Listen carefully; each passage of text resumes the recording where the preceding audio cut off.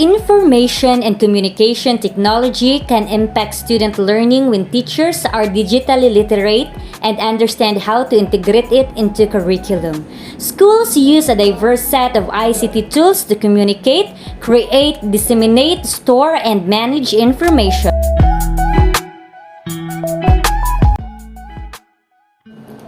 Hi everyone, good day, especially to you, Mom. Our topic is all about ICT policies and safety issues, implication to teaching and learning. But before we will going to discuss our topic, allow me to introduce myself and my co-reporters. I am Catherine Y. Beronio. I am Myra Martinez Bisinga. I am Arfel M. Tinghel. And we are your reporters from BS Ed Science 2. So, ICT policies and safety issues, implication to teaching and learning. So, why do we need to study the policies and safety issues of ICT? So, the Oxford English Dictionary has defined the policy as a course of action adopted and pursued by a government, party, rulers, and statesmen. It is any course of action adopted as expedient or advantageous. Its operational definition of policy is a plan of action to guide decisions and achieve outcomes. Thus, ICT policies are needed to put a roadmap of course of action to be pursued and adopted by various governments, organizations, entities involving ICT. These include principles and guidelines in the use of ICT, which cover three main areas, which is telecommunication, includes telephone, broadcasting like radio and television, and internet as well. So there are new ICT technologies, and those are information technology, telecommunication technologies, and networking technologies. So what is information technology? Information technology is the use of any computers, storage, networking, and other physical devices, infrastructure, and processes to create, process, store, and secure, and exchange all forms of electronic data. Typically, IT is used in the context of business operations as opposed to technology used for personal or entertainment purposes. The commercial use of ICT encompasses both computer technology and telecommunications. What is telecommunication technologies? Telecommunication technology is a general term that encompasses communication technology that utilize the transmission of data over networks. It includes communication devices, networks, and associated systems and services. The telecommunication industry is one of the largest and most important industry in the world, employing millions of people worldwide. So, next is the networking technologies. What is the networking technologies? Networking technology allows for the exchange of data between large and small information systems used primarily by businesses and educational institutions. Network technicians, also known as network engineers or specialists, are responsible for the configuration, installation, and troubleshooting of the technology used to transmit digital information, including audio, visual, and data files. Through networking, end users are able to transmit files, messages, and other data through emails or various other channels, sharing information through internet or intranet connection based on the needs of an organization. Now, the Department of Information and Communication Technology has formulated a roadmap to guide all agencies in the utilization, regulation, and enhancement of ICT. The ICT for Education is a program under IDCT that supports all the efforts of the education sector, incorporating the use of ICT as well as in determining and gaining access to the infrastructure which are necessary to use and deploy learning technologies at levels of education. Among the policy recommended programs that have applications to education, teaching are. So the next reporter will discuss what are the applications to education teaching.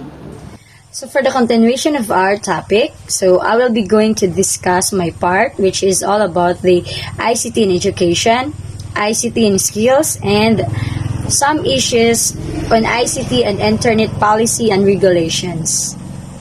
ICT in Education Master Plan for all levels, including a national roadmap for faculty development in ICT in education. A national framework plan for ICTs in basic education was developed.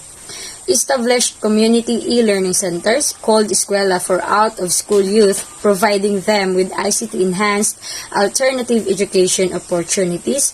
Equality program for tertiary education through partnership with universities and colleges to improve quality of IT education and the use of ICT in education in the country, particularly outside of Metro Manila. Digital Media Arts program, which builds digital media skills for government using open source technologies. Particular beneficiary agencies include the Philippine Information Agency and the other government media organizations, the cultural arts and other government arts agencies, state universities and colleges, and local government unit. So in ICT skills strategic plan, which develops an inter-agency approach to identifying strategic and policy program recommendation to address ICT skills demand supply type. Some issues on ICT internet policy and regulations. Issue number 1, freedom of expression and censorship. Freedom of expression is the right of individuals and organizations to exchange information without fear of repercussion or censorship. The restrictions are designed to protect the right of the other parties as well as national security, public order, and public health. Issue number 2, privacy and security. Privacy and security is about the safeguarding of data, whereas privacy is about the safeguarding of user identity. The specific differences, however, are more complex, and there can certainly be areas of overlap between the two. Security refers to protection against the unauthorized access of data.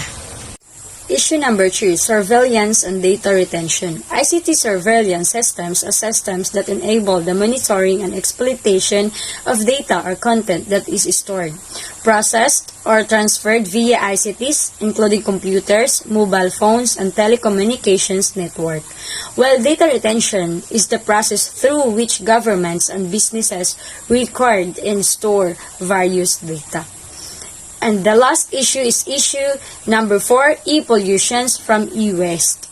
E-waste contains toxic additives or hazardous substances commonly including heavy metals such as mercury, cadmium, and lead, and chemicals such as brominated flame retardants, which can pollute land, air, and aquatic environments and pose significant health risks, especially if treated inadequately. That's all, and thank you. Implications to teaching and learning. Guide the teachers on what they should teach that relate to ICT and how to teach it. Learning must make sense to the learner. Progress must be constantly appraised and redirected. Purpose must be kept in sharp focus, or objectives must be clear to the learner and teacher. ICT helps teachers to interact with students. It helps them in preparation for their teaching, provide feedback and exercises.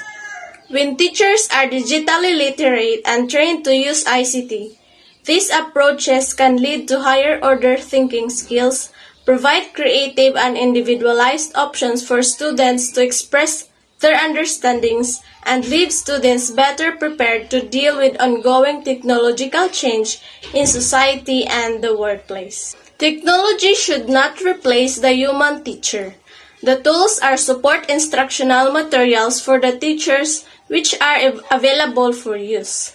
Technology is certainly changing the way students learn, but it cannot be termed as a replacement for teachers. High-quality teachers create a classroom culture that motivates students and leads them on the path of success. Teachers should always be reminded that there are always limitations in the use of different gadgets and tools. There are rules and regulations that govern the use of technology. Caution should be observed to protect individual privacy. The most significant risk of student data exposure lies in using unprotected networks and devices at school. Teachers should encourage students to learn more about basic internet privacy and security risks and teach them why protecting their IP addresses is crucial for data security. As a teachers, you must be aware that the use of technology may jeopardize your privacy and security. All issues and many more shall be part of the teaching content, as each teacher will be encouraged to use technology in teaching. Confidentiality of student information protects embarrassing personal information from disclosure. This is particularly true when the wrongful release of information about children and families might also lead to discrimination or cause prejudicial treatment. The confidential provision also protects family security. Implications to learners and learning. The learners of the 21st century are even more advanced than some of the teachers. However, learners still need guidance on how to regulate technology use. 21st century teaching means teaching as you have always thought, but with today's tools and technology. It means utilizing everything that is important in today's world so that students will be able to live and prosper in today's economy, as well as having the ability to guide students and to prepare them for the future. Learners should take advantage of the potential of learning support they can derive. The 21st century skills are more important to students now than ever before. They not only provide a framework for successful learning in the classroom, but ensure students can thrive in a world where change is constant and learning never stops. And they are also tremendously important for our nation's well-being. Teachers and learners should also be mindful of the e-waste that are being thrown away to the land and to the atmosphere. The recycling of e-waste serves a lot of useful purposes. For instance, include protecting human and environmental health by keeping those devices out of landfills, or recovering the parts within the devices that still have value, and providing manufacturers with recycled metals that can be used to make new products. So I hope you learned something from our report, which is the ICT policies and safety issues. Thank you and God bless.